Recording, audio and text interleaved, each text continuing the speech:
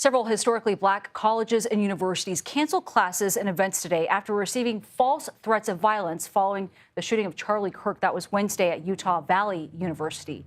Hampton University, Virginia State, Bethune-Cookman, Southern, and Alabama State were also on lockdown on Thursday. Some of those schools additionally ordered students to shelter in place. Now, several other HBCUs did not receive specific threats, but they still went on lockdown out of an abundance of caution. For more on this, let's bring in Dennis J. Shields. He is the president of Southern University and A&M College in Baton Rouge, Louisiana.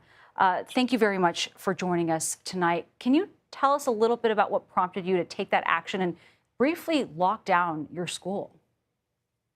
Well, in mid-morning yesterday, a number of people on our campus through our email system received an email that threatened to come to our campus with automatic weapons and kill as many African Americans as possible. Our reaction was to immediately shelter in place until we could evaluate the nature of the threat. And President Shields, beyond that, are you making any changes or perhaps increasing any efforts for security for students in the wake of this threat and what we've seen play out? Well, we're constantly reevaluating because obviously the safety of our students, faculty, and staff is paramount to us. We're restricting access to the campus in ways. We're reducing the number of people who can come and go on the campus. You have to be a student. You have to have an ID. We're adding security cameras in places that we think are significant. So we will continue evaluating that and taking steps to strengthen the levels of security on our campus. And President Shields, what are you hearing there from students, from faculty members in the wake of all of this? Well, we walked around, board chairman Tony Clayton and I visited several of the residence halls early afternoon yesterday. Many of the students were uncertain of what the threat was. They were concerned about what the nature of the threat was. We spoke with them, explained to several of the resident assistants the steps we were taking and why, and that we will keep them posted. This is not the first event like this that's been targeting historically black colleges and universities. Several years ago, there were bomb threats against a variety of us.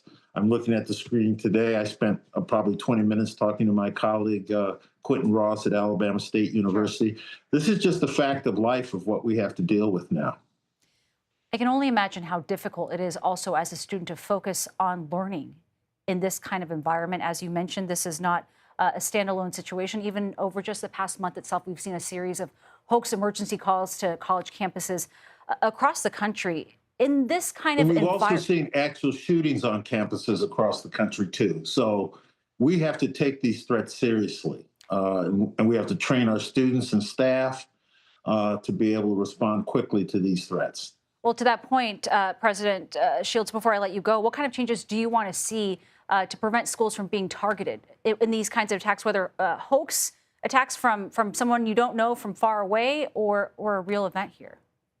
Well, I will say this on the positive front. The FBI was on our campus within an hour of our calling them. Local law enforcement, the Baton Rouge Police Department, the East Baton Rouge Sheriff's Department, the state police rallied to us very quickly. So that's important to know.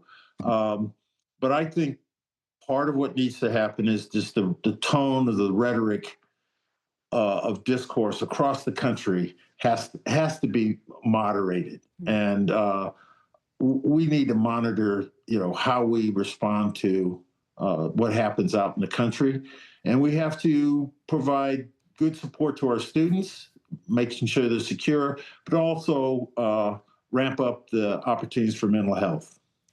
President Dennis J. Shields, thank you very much for joining us tonight. Thanks for the opportunity.